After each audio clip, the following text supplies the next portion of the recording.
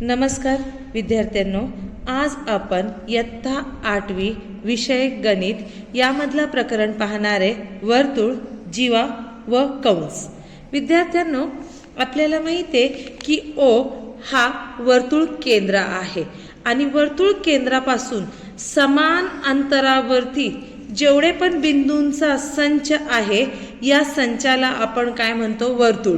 मग आकृतीमध्ये दाखवल्याप्रमाणे OB ही वर्तुळाची त्रिज्या आहे, AB ही वर्तुळाची जीवा आहे, OM हा वर्तुळ केंद्रापासून जीवेपर्यंतचा लंब अंतर आहे।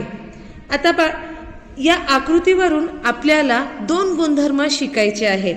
पहिला गुणधर्म आहे की वर्तुळ केंद्रापासून जीवेला टाकलेला लंब जीवेला दुभागतो। वर्तुळ केंद्रातून जीवेवर टाकलेला लंब जीवेला दुभागतो। म्हणजेच बाळांनो, इथे OM हा लंब अंतर जो आहे हा जीवेला शी 90 कोनाचा कोन तयार करतो। जेव्हा वर्तुळ तेव्हा जीवा ही काय होते, दुभागते म्हणजेच AM बरोबर MB। त्याच्याच विरुद्ध बाळांनो, 9वी मध्ये या गुणधर्माचा सखोल असा प्रमेय आहे। त्या प्रमेयमध्ये तुम्हाला हे शिकायचं आहे। आता इथे फक्त तुम्हाला गुणधर्म आहे की वर्तुळाचे केंद्र व त्यातील वर्तुळातील जीवेचे मध्यबिंदू जोडणारा रेषाखंड हा त्या जीवेला लंब असतो।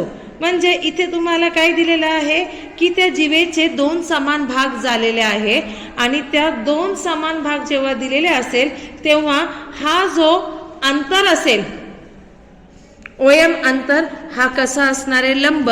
म्हणजेच इथे हा जो कोन आहे, कोन OMB याचा माप असणार आहे 90 अंश। आपण पाहिलेल्या गुणधर्मावरती आता आपण गणित पाहणार आहे।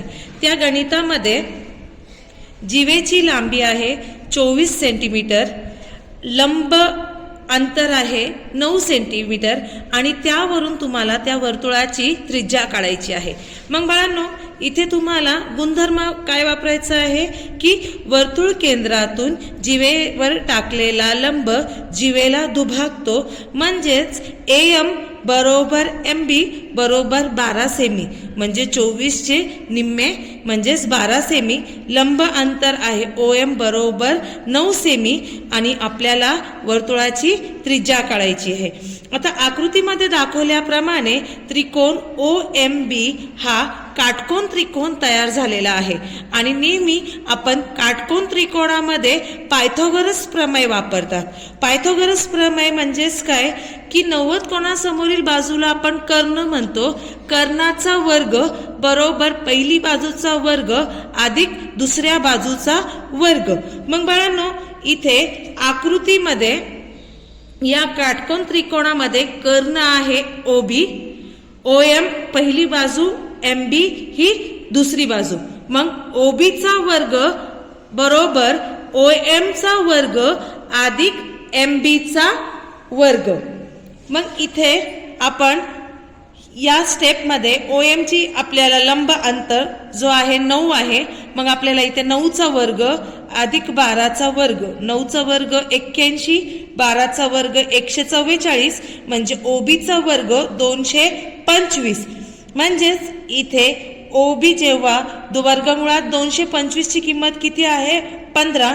आणि त्याचप्रमाणे या वर्तुळाची जी त्रिज्या आहे ती किती आहे, 15 सेमी।